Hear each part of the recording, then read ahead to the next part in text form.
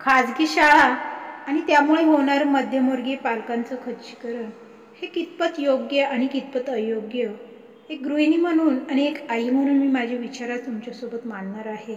चॅनलला जर नवीन असाल तर माझ्या थॉट्स या चॅनलला सबस्क्राईब करा. व्हिडिओ आवडल्यास व्हिडिओला लाईक करा, शेअर करा आणि तुमचे विचारही माझ्यासोबत शेअर करायला मात्र विसरू नका. चला तर मग आजच्या व्हिडिओला सुरुवात करूया. नमस्कार, स्वागत आहे तुमचं माझ्या थॉट्सच्या यूट्यूब चॅनलवरती. माझं नाव निशा. तर मी एक गृहिणी आहे आणि एक गृहिणी म्हणून एक माझे सर्वसाधारण जस्ट सिंपल थॉट्स, असे माझे साधेसुधे विचार मी माझ्या चॅनलमार्फत तुमच्यासोबत शेअर करते. तुम्हाला माझे विचार कसे वाटतात, तुम्हाला माझे विचार जर आवडत असतील, माझ्या विचारांसोबत जर तुम्हाला जोडलं जावं असं वाटत असेल, तुम्ही मला कमेंट्स करून सांगू शकता. आणि माझ्या चॅनलवर नवीन असेल तर चॅनलला सबस्क्राईब करा. व्हिडिओ आवडल्यास व्हिडिओला लाईक नक्की करा. तर मी बऱ्याच वेगवेगळ्या विषयावरती बोलत असते, कारण की मला बोलायला आवडतं. त्यामुळे मी माझ्या चॅनलमार्फत माझे विचार व्यक्त करते. तर आज मी अशा विषयावर बोलणार आहे, कारण की मी एक आई आहे, मलाही 2 मुलं आहेत जी शाळेत घेतात. तर आज आपण काहीच शिक्षणावर बोलणार आहोत.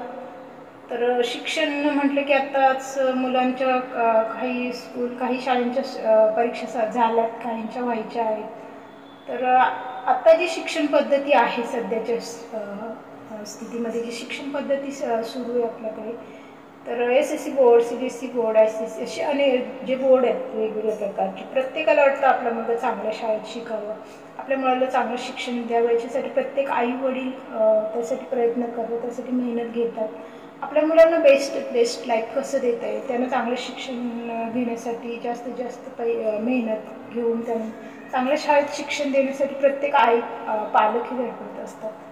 पण मला असं वाटतं की खरंच शिक्षण हा खरंच एक म्हणतो ना आपण ज्ञानाचं मंदिर होतं आपल्यासाठी. आपण जेव्हा शिक्षण घेतलं आपल्या काळाच्यामध्ये, तेव्हा ZPच्या शाळा होत्या, जिल्हा परिषदच्या ह्या ज्या सरकारी शाळा होत्या, ह्याच्यामध्येच जवळ 2000पर्यंत मी तर म्हणेन 2010पर्यंत जिल्हा परिषदेच्या शाळा उत्तम प्रकारे सुरू होत्या.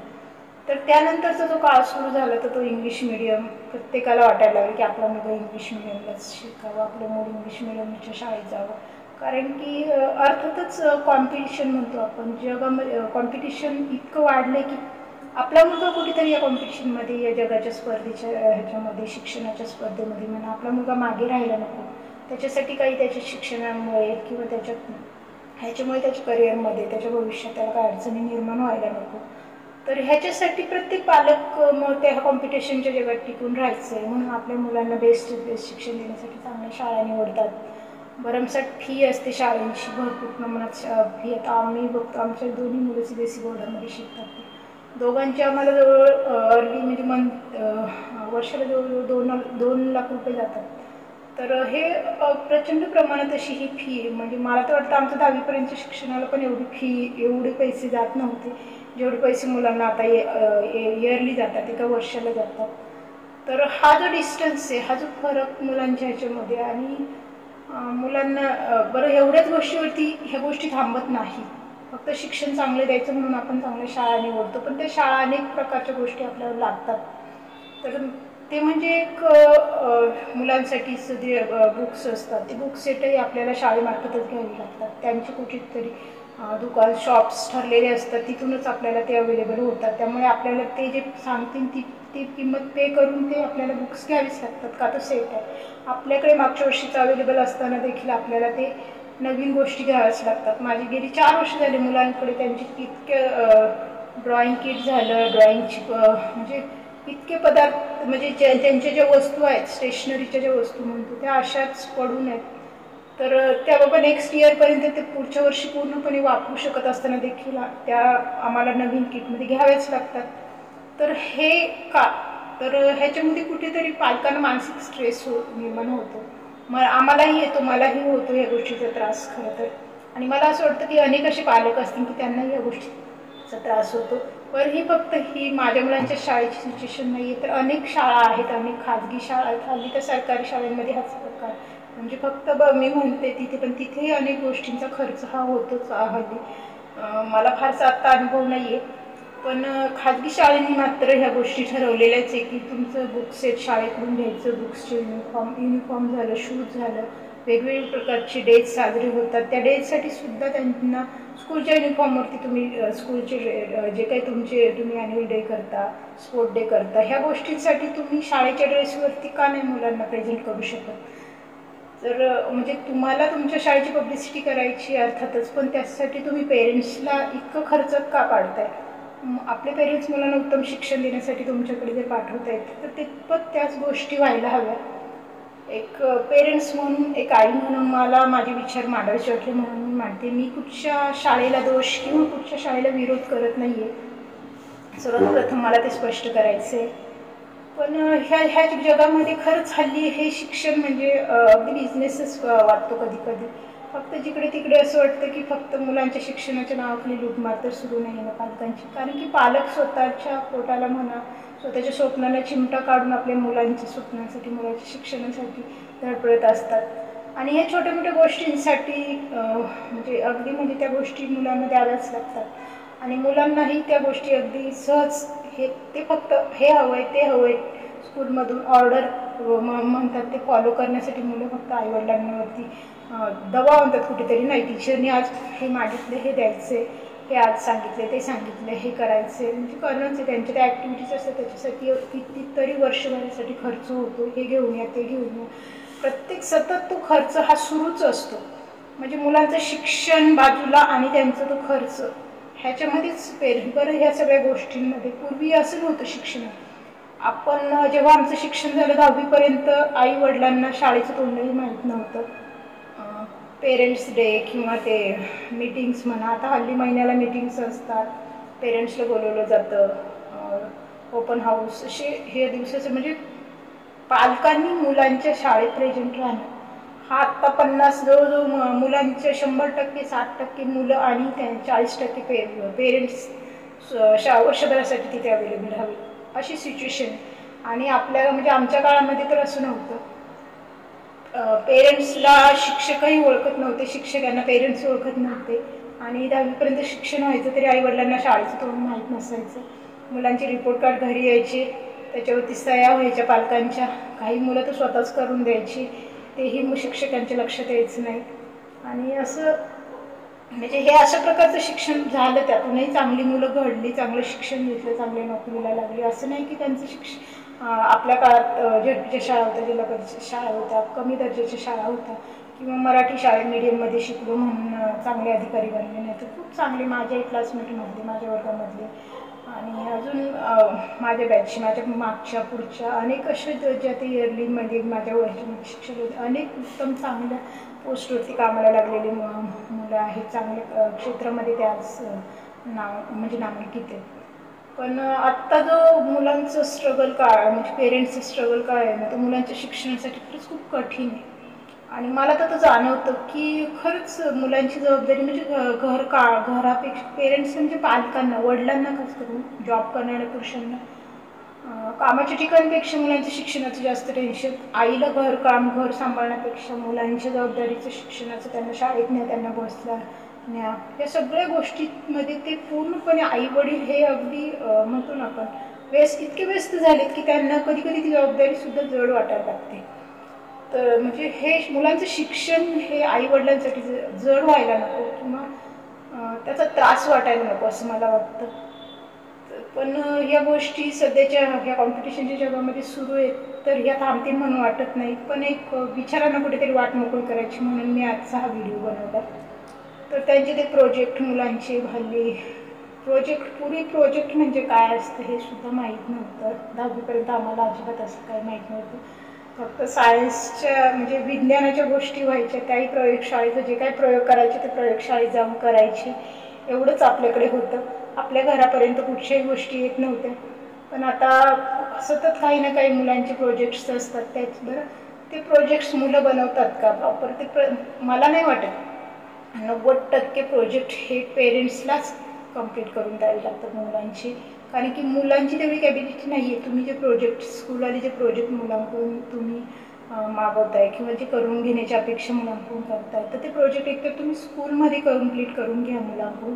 त्याच्यासाठी भले त्यांचा एक दिवसाचा पूर्ण सेशन त्याच्यामध्ये घ्या, पण मग ते मुलांमधलं स्किल तुमच्या लक्षात येईल. प्रत्येक मुलगा हा प्रोजेक्ट बनवूच शकतो हे नाही, पण सगळ्यांना ते बनवायला लागतं. त्याच्यामुळे ज्या मुलांना त्यांच्यामध्ये ते स्किल आहे, ती मुलं जी बनवतात, ज्या मुलांना त्यात इंटरेस्टच नाही आहे, मग त्या मुलांच्या पेरेंट्सला त्यात वेळ द्यावा लागतो, पैसा ओतावा लागतो. जे काही त्याच्यासाठी मटेरियल असेल ते मटेरियल आणून ते प्रोजेक्ट बनवून, का तर बाबा आपल्या मुलाला कुठेतरी मार्क कमी पडायला नको, त्या प्रोजेक्टच्या ह्याच्यामध्ये त्याचं रिजेक्शन नको, किंवा त्याचं म्हणजे ह्या गोष्टींमुळे पेरेंट्सही त्या गोष्टीसाठी तयार होतात.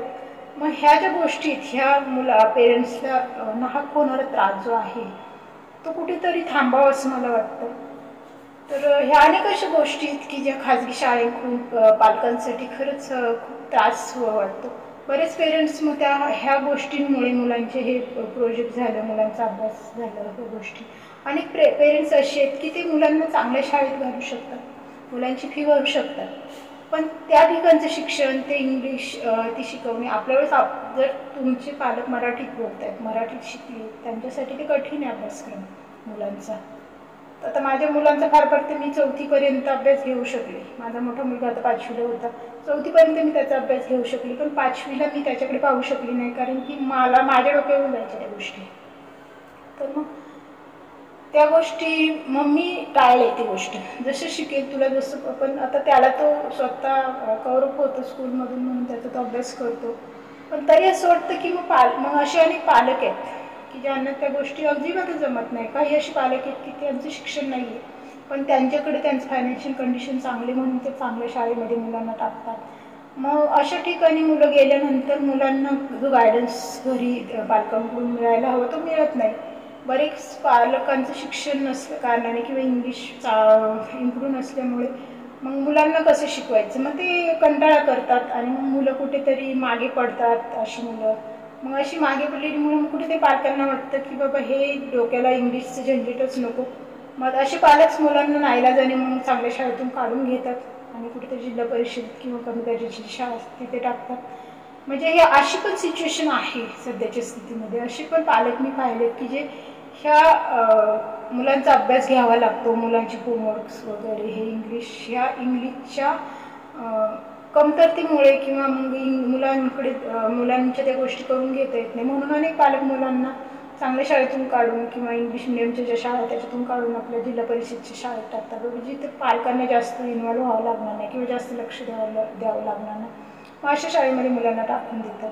मग ते एक प्रकारचं कुठेतरी म्हणजे ह्या अनेक अशा गोष्टी समाजामध्ये सध्या पालकांच्या दृष्टीने होतात की सगळीकडून अनेक पेरेंट्स जे आहेत, पालक, आई वडील, खास करून आई वडील, ते त्रासलेले आहेत. तर हे शिक्षण म्हणजे त्रास नको आहे. तर मुलांच्या करिअरसाठी, मुलांच्या भविष्यासाठी उत्तम शिक्षण मिळावं हे नक्कीच म्हणजे प्रत्येक पालकाची अपेक्षा माझी आहे. पण त्यासाठी पालकांचा, आई वडिलांचं मध्ये आई वडिलांचं जे मध्ये हे होतं ना, मानसिक संतुलन कुठेतरी खच्चीकरण होतंय. कारण की बऱ्याच काय होतं, आई वडिलां मुलांच्या ह्या शिक्षण पद्धतीमुळे ना बरेच मी पाहिलेत कपल्स की त्यांच्यामध्ये वादविवाद निर्माण होतात. आमच्यामध्ये सुद्धा होतात, छोट्या मोठ्या गोष्टींसाठी होतात. मुलांच्या मीटिंग्स आल्या, ह्या गोष्टी आल्या, त्या गोष्टी, तर बऱ्याच तर मिस्टरांना सुट्टी नसेल आणि शाळेत जायची वेळ असेल तर मग मला एकटीला जावं लागतं, मला चिडचिड होते. एक तर तुम्ही सुट्टी घ्या, मला जमणार नाही, कारण शाळा लांब असतात, बसेस मुलांसाठी अवेलेबल असतात पण त्या मुलांसाठी असतात. मग पेरेंट्स त्या जी मदर्स असते तिला जाण्या येण्यासाठी प्रॉब्लेम होतो. अशा अनेक गोष्टींसाठी बरं अवेलेबल तर व्हावंच लागतं. पेरेंट्स मिटिंग जे शाळेत मुलांचे जे काही प्रोग्रेस म्हणा किंवा मुलांच्या काही गोष्टी जाणून घेण्यासाठी पेरेंट्सला तिथे अवेलेबल राहावंच लागतं. त्यामुळे सतत हे वादविवाद पण होतात, मतभेद तयार होतात. तर मुलांच्या शिक्षणामुळे कुठेतरी आईवडिलांच्या नात्यामध्ये त्याचा परिणाम होऊ नये असं मला वाटतं. आणि ह्या ज्या गोष्टी आहेत मुलांच्या शिक्षणावर नक्कीच विचार व्हायला हवा, पण मला नाही वाटत की याच्यावरती कोणी फारसं बोललं जात नाही. कारण की ज्याला जसं शक्य होतं तसंच आपणच निवडतो. खरं तर आपणच गुन्हेगार आहे असं म्हणायला लागतं, पण परिस्थिती जशी असेल तसं आपल्याला कॉम्पिटिशनच्या जगामध्ये चालावं लागतं. तर आता आमचंही तीच सिच्युएशन आहे. मला तर कधी कधी असं वाटतं की संपूर्ण शाळा बंद व्हाव्या, ज्या खाजगी शाळा सरकारने सुरू केल्या त्या बंद व्हाव्या. पण खरंच हे इतकं सोपं आहे का? हे होऊ शकणार आहे का? तर नाही.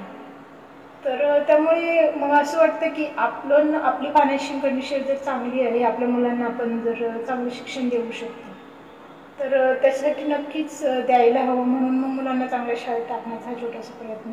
पण त्याने बरेचसे माझ्यासारखे असे अनेक पेरेंट्स आहेत की जे खरंच एक त्यांचं खच्चीकरण होतं ह्या सगळ्या गोष्टींमुळे. कारण की ती जी शिक्षणाची जबाबदारी ना मुलांची, ती झेलणं खरंच खूप मध्यमवर्गीय पेरेंट्ससाठी खूप कठीण होतं. जे पेरेंट्स बरेचदा जॉब करतात त्यांच्यासाठी पण खूप कठीण असतं. मग त्यांना कुठेतरी मुलांना क्लासेसला पाठवून द्यावं लागतं. आणि ज्यांना इंग्लिश येत नाही अशांनाही मग त्या मुलांना अभ्यास होमवर्क घेण्यासाठी त्यांना पूर्ण क्लासेसला पाठवावं लागतं. म्हणजे हा डबल खर्च देखील पालकांना करावा लागतो. का तर घरी अभ्यास घेता येत नाही आणि मुलांचा होमवर्क तर आलेला असतो. मग मुलांचा होमवर्क कुठेतरी पूर्ण करायचं म्हणून त्यांना पूर्ण क्लासेस बाहेर प्रायव्हेट क्लासेस लावा, त्या क्लासेसची पण फी पालकांना भरावी लागते. तर असा हा सगळा व्याप की करायचं काय शिक्षणामध्ये, जो कधी कधी असं वाटतं की व्यर्थ पैसा आहे, तर तो खूप कधी कधी वेस्ट जाणारा पैसा वाटतो. कारण की हे स्कूलचे किट झाले, हे बुक्स झाले, हे करायचे काय, या गोष्टी करायच्या काय. तर मी तर बऱ्याचदा गावाकडे देते मुलांना वगैरे, जे गरजू मुलांना. गावाकडे बरेचसे असे जिल्हा परिषदेच्या शाळेत गरीब कुटुंबातली मुलं असतात, त्यांच्यासाठी त्या वस्तू उपयुक्त होतात.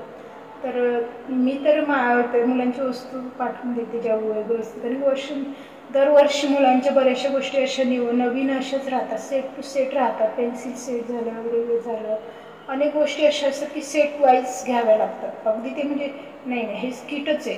म्हणजे ते आपण बुक्सवाल्यांना जर सांगितलं ना की बाबा हे आमच्याकडे मागच्या वर्षीचं असंच नवीन पडलेलं आहे, आम्हाला ते नको आहे, तर नाही ते वरूनच ऑर्डर आहे आणि ते किटमध्ये तुम्हाला घ्यावंच लागेल, तुम्हाला सेपरेट ते काढून ठेवता येणार नाही वगैरे वगैरे, असं प्रॉपर ते म्हणजे आपल्याला लादलंच जातं. तर ह्याची कुठेतरी हे गोष्ट म्हणजे हा कुठेतरी बिझनेसच आहे. जर जी गोष्ट अवेलेबल आहे, जी गोष्ट नको आहे, तरी तुम्ही आम्हाला ती गोष्ट देताय, तर ही एक प्रकारची जबरदस्तीच आहे. तर अशा अनेक गोष्टी आहेत खाजगी शाळांविषयी बोलायला जर झालं तर. पण आता आपलीच सगळ्यांचीच मुलं शिकतात आहेत आणि खाजगी शाळेचं प्रमाण जास्त, मुलांना खाजगी शाळेमध्ये टाकण्याचं प्रमाण हे आता 80% प्रमाण वाढलेलं आहे. अगदी खेडोपाड्यामध्ये मराठी शाळेमध्ये अगदी 20% मी म्हणेन मुलं आहेत. खूप मराठी शाळेमधलं मुलांचं प्रमाण कमी झालं. तर आपणच कुठंतरी हा शिक्षणाचा दर्जा, इंग्लिश शाळेंचा दर्जा, खाजगी शाळेंचा दर्जा वाढवला आणि सरकारी शाळा ज्या आहेत त्यांचं कुठेतरी वर्चस्व महत्त्व कमी झाले असं वाटायला लागतं मला. तर कधी कधी असं वाटतं की संपूर्ण जगाच्या पालकांनी एकत्र येऊन हा निर्णय घ्यावा की बाबा सरकारने खाजगी शाळांमध्येच मुलांना शिक्षण द्यावं आणि फक्त तर असा एक मोठा कुठेतरी ठराव पास व्हावा असं वाटतं की मोठंसं असं आंदोलन व्हावं की जिथे मुलांसाठी फक्त शिक्षण देण्यासाठीच ह्या शिक्षण पद्धतीचा वापर व्हावा. तो कुठेतरी बिझनेस म्हणून त्याचा जो सुरू आहे. कारण की मुलांचं भविष्य हे जगाचं, आपल्या देशाचं भविष्य आहे आणि त्या मुलांच्या शिक्षणाचा जर तुम्ही बाजार मानताय तर हे कुठेतरी चुकीचं आहे. तर हे कुठेतरी थांबावं असं वाटतं. तुम्हाला काय वाटतं ते तुम्ही माझ्यासोबत नक्की शेअर करा. तर आजच्या व्हिडिओमध्ये एवढंच. पुन्हा अशाच वेगळ्या एखाद्या विषयाला घेऊन मी तुमच्याशी जोडली जाईल. तोपर्यंत चॅनल जर नवीन असाल, आजचे विचार कसे वाटले, जर तुम्हाला आवडले असेल तर व्हिडिओला लाईक करा. चॅनलला नवीन असेल तर चॅनलला सबस्क्राईब करा. पुन्हा अशाच विचारांसोबत भेटूया लवकरच. तोपर्यंत धन्यवाद.